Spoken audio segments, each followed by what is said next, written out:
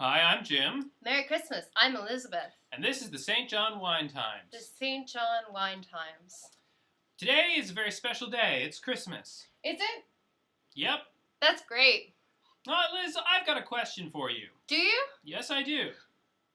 What do the ancient Babylonians, Samuel Taylor Coleridge, and Samuel L. Jackson have in common? They're all black? No, that's actually not something they have in common. Is it not? It's not. Oh.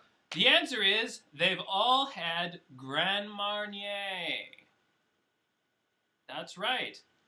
And so we too today will also have Grand Marnier. Will we? That's pretty exciting. Is this your Christmas gift to me? In effect, it is. Am I gonna be more like Samuel L. Jackson and Samuel Taylor Coleridge and the ancient Babylonians?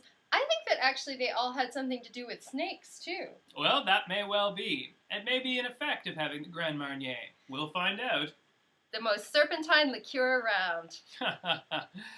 Yes, many people are familiar with the taste of Grand Marnier, but for those of you who aren't, or for those of you who are but failed to appreciate it intelligently, we are going to help you. We sure are, because our tongues are smarter than yours. We've developed this series to help you understand what you're drinking and why. We wouldn't be able to be broadcast if we weren't experts in all of the things we talk about. It's totally true. I love being an expert. It helps me do my hair in the morning. What does it say on the package, Liz? Well, let's see. The bottle says Grand I call bottles packages. Do you? Yes. That's a charming quirk. Packages for liquid.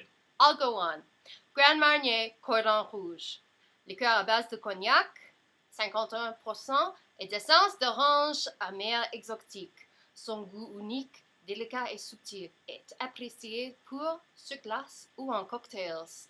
We can have it in cocktails. That's what that means. We can have it sur glace. French has a very long-winded way of making those points. It just told you how you could drink it. It just told me how you could drink it. In cocktails. We'll show you now how you can drink it. This is exciting. It's got two lions on the cover, and they've got like a crest between them, but I can't tell if they're fighting over it. And there's also like a little archway over the crest, and I don't know, actually the lions look like they might be movers. They look like they work for like a moving company. See, they're on a platform here, and they appear to be like lifting the crest and moving it. I wonder what that signifies about the taste of Grand Marnier. I think it means it's a working man's liqueur. I think you're right. This is a blue-collar liqueur. If you want to be blue-collar, this is the way to start. This sure is. So, Jim, how much are we going to drink today? I think we'll just have a little snifter and take it from there. A little snifter? Does that mean we'll have to drink it with our noses? Well, I think, as we often recommend on the St. John Wine Times, don't just drink things with your palate. Drink things with your nose. Okay. I will get my nose ready. Okay. Ready your nose. There's so many body parts I have to coordinate right now. I'm getting my nose ready. I'm holding this with my finger hands.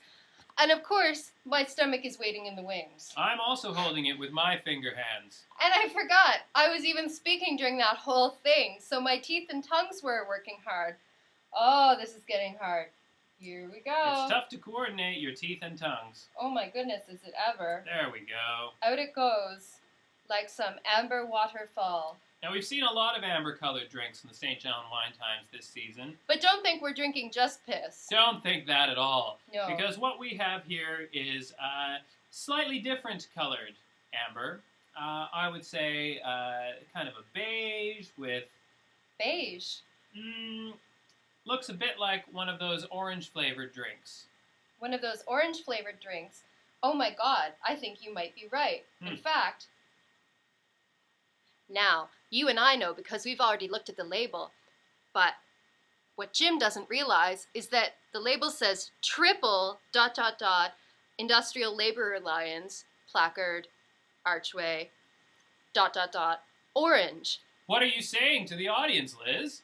What I was just telling the audience a secret moment between us is that this is actually a self-declared orange-based drink. Well, So I called it once again. You called it once again. See, it's very important when appreciating a drink to use all of your senses. Your eyes, your nose, your tongue. Your fingertip hands. Yes, all of them. All of them. All 4 senses. All 4 senses. Now, as ever, we start with the smell test. Wow. It's just like what you told me Seville was like, except I wasn't there, but... The smell of oranges in the air at all times. Ah, Seville, old Seville. Old Seville. I'm definitely getting hints of old Seville. Does Seville have a new part? Oh, yes. Very new part. Is But it doesn't smell like oranges. It smells like industrial waste. Does it really? Is it like the financial district? Were you smelling their moral corruption? Yes, in many ways. Oh, Italian moral corruption. Ooh, Spanish moral corruption.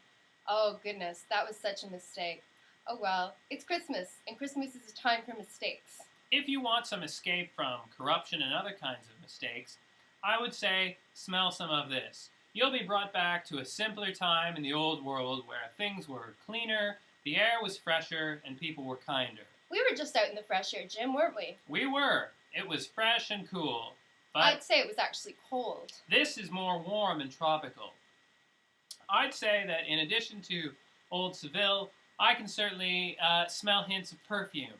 I think that if I were walking through a department store, I wouldn't bat an eyelash if I was sprayed with this particular scent. Would you not bat an eyelash? I might if they sprayed it in my eyes. You actually strike me as the type of person who would really recoil in horror from having something sprayed at you. Well, that may be, but I like to think that if I this could see it particular kind of odor going like, were, ah. yes, I might well react that way. Yeah, and then you would look very perturbed. Yes, that's actually closer to the truth about what would happen in that situation. Okay. I once had Grand Marnier on a plane.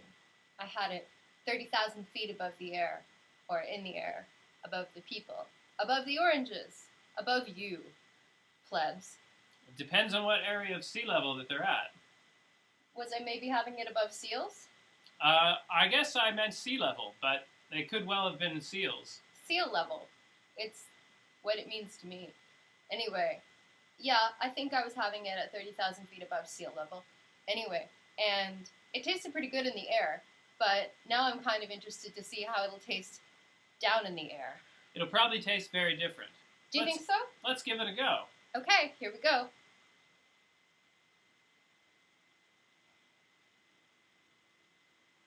Mmm.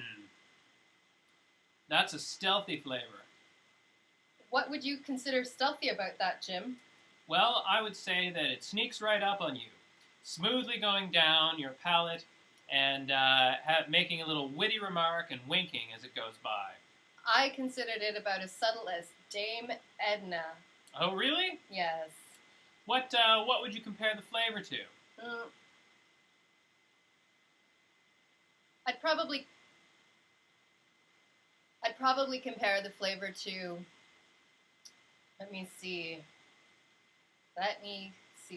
how to put it properly. I'd probably compare the flavor to, like, probably a child with a big... The flavor of a child? Yes, I would compare it to the flavor of a small Spanish child. Right? When they're screaming and crying, and they've That's got the time when you eat them, is it? sticky food around their mouths, and they're screaming and they're crying and they're saying things in Spanish that I don't understand, and they're just forcing me to pay attention to them, and I want to ignore them because it's not my child.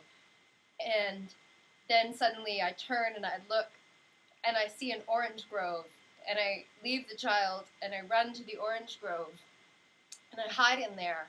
And I don't care if it ever finds me again. I'm alone, and I take one of the oranges, and I rip it open with my nail hands, and then I just suck out the flesh, and I suck it out.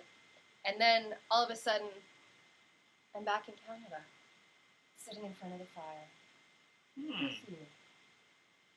Well, I taste hints of oranges and hints of floor polish as well. It's pretty much What you always And, taste. well, that's, it may just be a coincidence, but that's what I'm getting from this.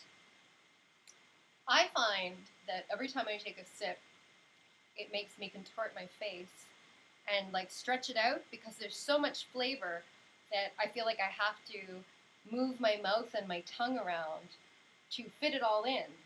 I'd So- say there's unquestionably hints of licorice, which brings me back to my childhood and Christmas.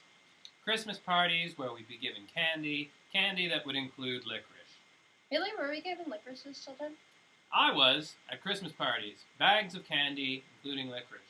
Mm-hmm. I don't remember those Christmas parties. I think it makes it appropriate to drink at Christmas time. Do you? If you're reminiscing with friends and family, it'll bring you back to your childhood when you were given licorice in bags of candy. What did I do in my childhood?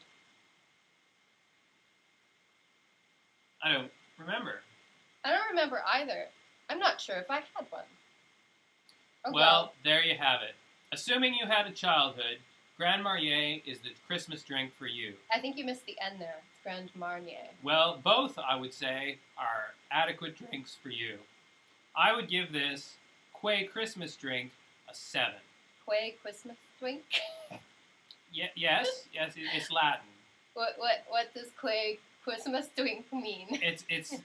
It means it's a good Christmas drink. Oh, okay. Well, I would give this the old. You gave it a 7? Yes, I gave it a 7. But don't let that influence your judgment. Well, I definitely have to mark it.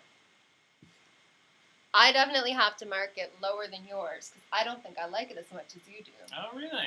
So, I'll give it a 5 Well, for an average St. John Wine Times grade of of 6. Cool.